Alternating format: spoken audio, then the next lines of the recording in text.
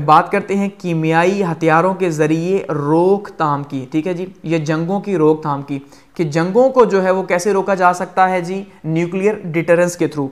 अब nuclear deterrence क्या है, ये भी बहुत इंपॉर्टेंट जो है थ्योरी है, ये एक रियलिस्ट थ्योरी है। ठीक है, और जैसे मैंने कहा रियलिस्ट के नज़दीक सबसे इंपॉर्टेंट चीज़ जो है वो सिक्योरिटी ही है और पावर ही है। वो मानते हैं कि आज वही मुल्क सर्वाइव करेगा जो कि पावरफुल होगा, जैसे सर्वाइवल ऑफ द फिटेस्ट। जैसे कि हमने देखा एवोल्यूशन में बताते हैं कि भाई आज इंसान अगर यहाँ पे पहुंचा तो वो क्यों पहुंचा, इसीलिए पहुंचा क्योंकि वो पावरफुल था।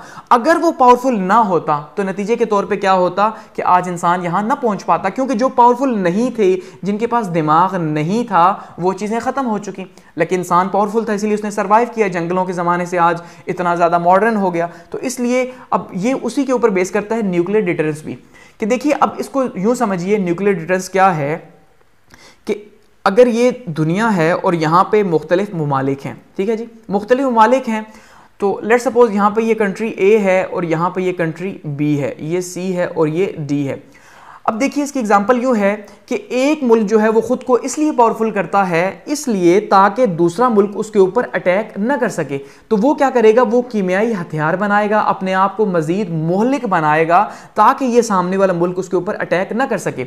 अब यहाँ पे दो तरह के थॉट्स आपको दिखाई देंगे। एक तो इसलिए इसने पावर बनाई क्योंकि दूसरा इसके ऊपर अटैक न कर सके, यानी ये खुद को प्रोटेक्ट कर सके।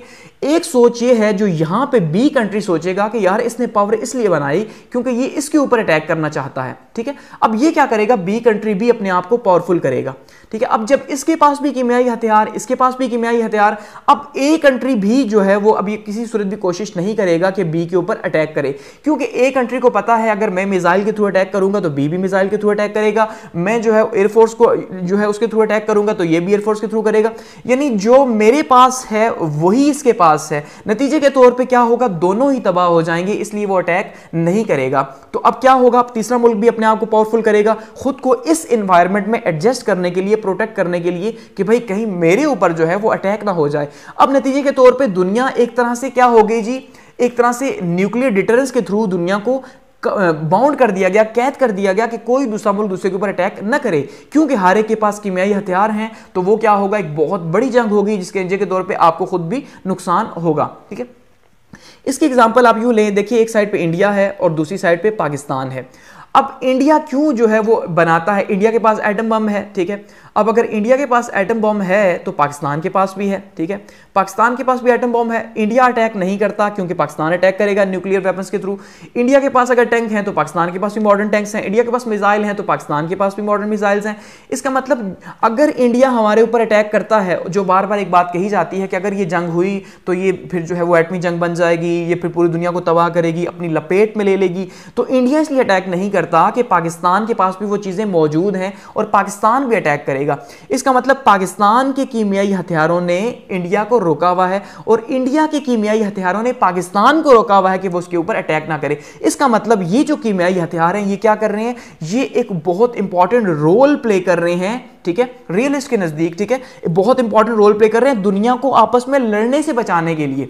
एक ये थॉट है। दूसरा ये थॉट है कि यार ये तो जो है ना बड़ा जुल्म है और ये अगर बनाए गए हैं तो कभी ना कभी इस्तेमाल तो होंगे। और जैसे वर्ल्ड वॉर सेकंड में हमने देखा कि जैसे जो है वो अमेरिका ने 2 एटम बम गिरा दिए जापान के ऊपर, एक तो उसने चलो प्रोटेक्ट तो जरूर किया लेकिन इंसानियत की तबाही हुई। तो एक तरह से ये सिक्योरिटी का काम भी कर रहे हैं, दूसरी तरफ से ये थ्रेट भी है। ठीक है, थ्रेट क्या है, वर्ल्ड पीस जो है, दुनिया का जो अमन है उसके लिए एक बहुत बड़ा थ्रेट है कि कभी भी जो जंग स्टार्ट होगी किसी एक मुल्क के साथ या दूसरे मुल्क के साथ, तो हर एक के पास कीमियाई हथियार हैं, तो क्या होगा, वो एक बहुत ही खतरनाक किस्म की जंग बन जाएगी। ठीक है, इसकी एग्जांपल बिल्कुल आप यूं लें, ठीक है, जैसे 2 आदमी हैं, एक शख्स है उसके पास एक गन है और दूसरा शख्स है उसके पास गन नहीं। ठीक है, और वो जो है वो फ्री घूम रहा है। लेकिन अब एक शख्स ये सोचता है, अब जैसे ये जो शख्स है ये सोचता है कि अब मेरे पास गन है इसलिए क्योंकि दूसरा मुझ पे अटैक ना करे, तो अब ये अपनी गन से दिखाता है और कहता है देखो मेरे पास गन है, अगर तुमने मेरे साथ जो है ना कोई भी बदमाशी करने की कोशिश की तो मैं तुम पे हमला कर दूंगा।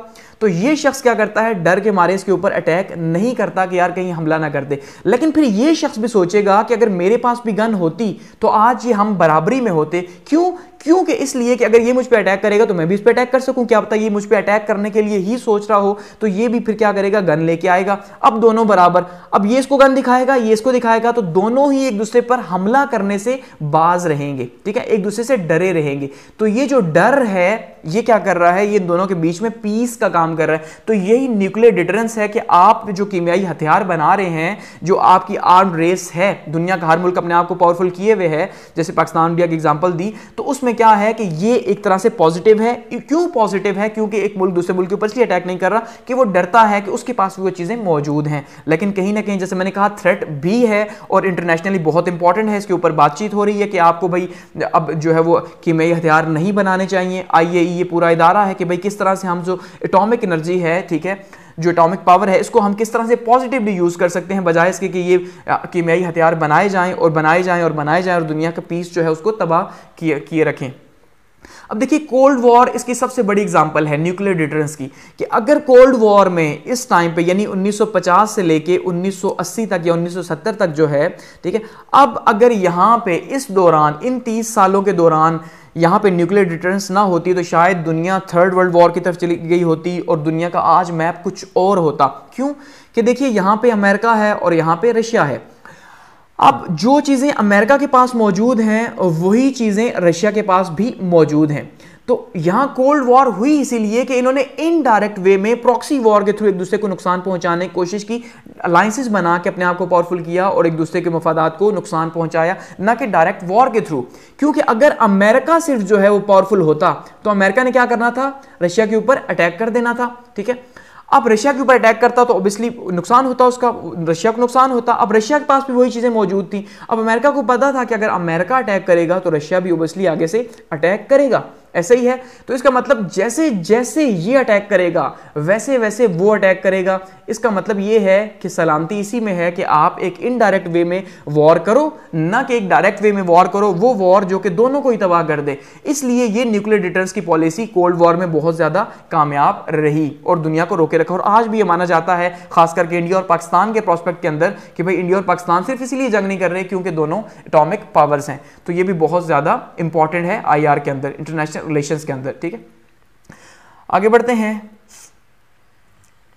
और बात करते हैं पॉलिटिकल इकोनॉमी की इंटरनेशनल रिलेशंस के अंदर। जैसे पीछे बात कर चुका हूं कि फ्री ट्रेड में जो बात की थी कि फ्री ट्रेड जो है वो बेस करती है पॉलिटिकल इकोनॉमी के ऊपर ही, तो इसका बहुत बड़ा लिंक है पॉलिटिकल इकोनॉमी से। पॉलिटिकल इकोनॉमी बहुत ज़्यादा इंपॉर्टेंट है।